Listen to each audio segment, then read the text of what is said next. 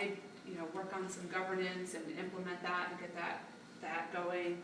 And really, this is a pretty big organization. For me, it's the biggest organization I've worked for outside of the government, which doesn't count because that's just a completely different animal. And so surely they must all work collaboratively together, right? Well, what I found myself doing is within the first 2 months that I was there, I recommend we just blow up our website, start over, start from scratch, because there just really wasn't any foundation on which to build. Because if we changed this thing over there, it meant changing these 20 things over here, so it really wasn't worth doing anything. We literally couldn't do anything incrementally. That was not something I wanted to do. I really started introducing the concept of strategy and user experience. Not user experience strategy, which I understand is something new. There's a webinar about it coming up at UXPA, but literally user experience. Nobody had really thought about that before, and thinking of things strategically just didn't happen. And I was really pushing change all over the business because I would ask questions, and we all know that the web isn't just one little thing out there. And I also found myself building a team, and this surprised me. I thought, oh, there's these 5 people who work on the web, so I'll go in with a ready-made team. Well, I found out that they had a lot to learn. My team has grown both internally. We've consolidated some groups, and I've made some new hires as well. And throughout all of this, I've really started making progress towards creating a digital strategy for the organization, not just for the website, not just for content, but for all of our products, which, as I'm sure most of you know, are digital in this day and age. So it really wasn't long before I realized I was doing some form of change management. So I started reading about change management, and that really led me to understand that I wasn't managing change, but leading it. And change really isn't to be managed, it's to be led. So that's what I'm going to talk about now. I did a lot of reading, articles, books, watched videos and stuff, but the thing that stuck with me most was this book, Switch. How to change things when change is hard. Well, guess what? Change is always hard, so this pretty much applies to everything. And like so many of the other things that I had read, Switch talked about how to get people to go along with you and when you are introducing change. And so to do that, you have to address both their emotional and their rational side. And you need to make them want to change and then also give them the tools to accomplish it. So they introduced this idea, well, they didn't introduce, they used the analogy of an elephant and a rider, where the elephant is the emotional side of people. It's lazy and skittish. It looks for instant gratification.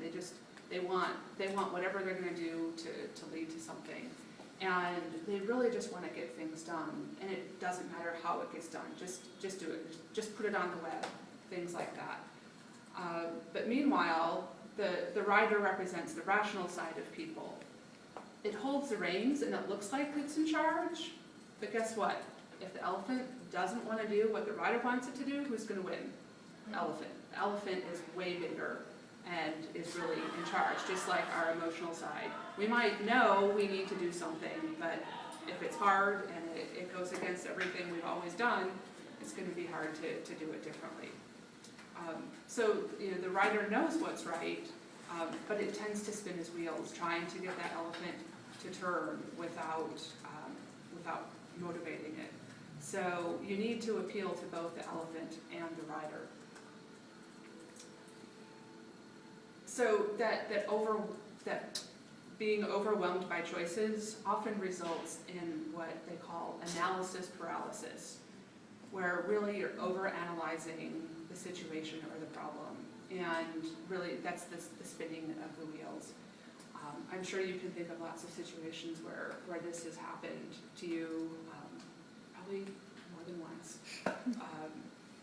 But to direct the rider to keep from spinning the wheels, you have to focus on the outcome so that you can engage their emotional side and help get that elephant moving.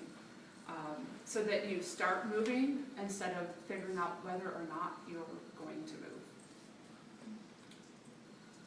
So how do we get the elephant moving?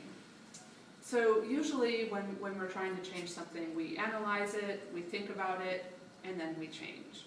So this works for small problems.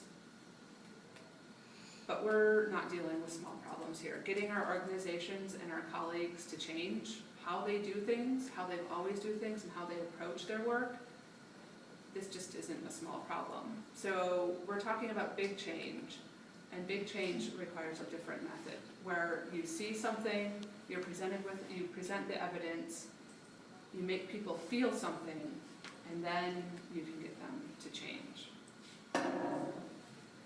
So something that I have found effective to get both the elephants and the riders moving is what I call strategic nagging. Defined as patient but persistent repetition of a message. So it's really just constantly reminding people about what you're doing, why you're doing it, and what's working. Just like with the web, we talk about we have one message and we have to get it out across all these different channels and to all these different audiences. This is really the same thing that we need to do within our organizations. Because the message is the same for everyone, but the presentation is different. How you talk to different people in your organization or your clients is going to be different. So let's talk about some of the things that I have found to make this effective.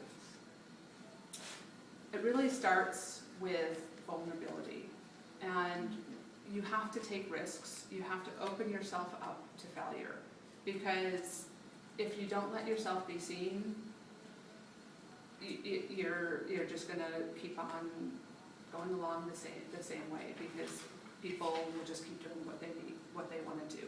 It's not easy, but it's absolutely necessary to make change happen. There is no such thing as over-communication, whether it's emails, phone calls, instant messages, meetings, or maybe even talking to people. And there was a study just released recently by the Project Management Institute that shows there's two main reasons that change fails. One of them is insufficient communication, and the other is a lack of leadership. Like I said before, management is making a system work. Well, the system is broke, so we need to lead the change. And like I said, none of this is easy, and none of it is fast. So you have to stick with it and believe in yourself and what you're doing, and that will inspire trust and confidence in other people and start getting other people to go along with you. So being a change agent is not easy, and it really isn't for everyone. But if some of these things, or most of these things describe you, then you'll have a good chance of succeeding and having what it takes. You really have to have a thick skin. You are not going to make everyone happy. You're going to piss people off, and you're going to be challenged all over the place. So you have to not take things personally and just get on and accept that fact. You have to be willing to listen to people and be open-minded. You're not going to have all the answers. You need to talk to people and find out why they're not changing and find a way to work with them. You have to believe in your expertise and have a passion for it. I'm going to assume that you're here at this meetup at 7 o'clock on a Thursday night when you could be at home with your family or out having drinks on a rooftop with your friends. But you're here, so you're passionate about what you do. So that is a really good step towards making this happen. And you just really have to be willing to take a seat at the table and speak up. It doesn't do any good to just sit in your office and talk about things. So why am I here at a content strategy group talking about this? Why did I give this talk at the IA Summit a couple weeks ago? Why did I give this a similar talk at the Content Strategy Forum in fall. It's because all of the things that we need to do to make change happen in our organization are things that we do as part of our jobs as user experience professionals, whatever. I'm pretty sure not all of you are content strategists, but some of you are, some of you are maybe project managers, some of you are designers, I don't have any idea, but you're all in this field and you have these skills already because of what you do for a living. And really being a user experience professional, like I said, is a lot like being a diplomat. Some people call it politics, but I like to call it diplomacy because you're just really trying to get people to come together and come to a solution, and you're always looking for compromises. So, listening to people, having empathy for people, using our organizational skills outside of getting a website put together and organizing how things are going to get done and how people can work together, analyzing the things outside of the website to get them done. And we really are on a regular basis translating between business owners, designers, developers, marketers, communications people, executives, whoever. These people do not all speak the same language. And so we're that kind of hub, getting all those folks to come together. And governance, I mean, that's a key concept of content strategy. So, but that needs to filter out throughout all our work.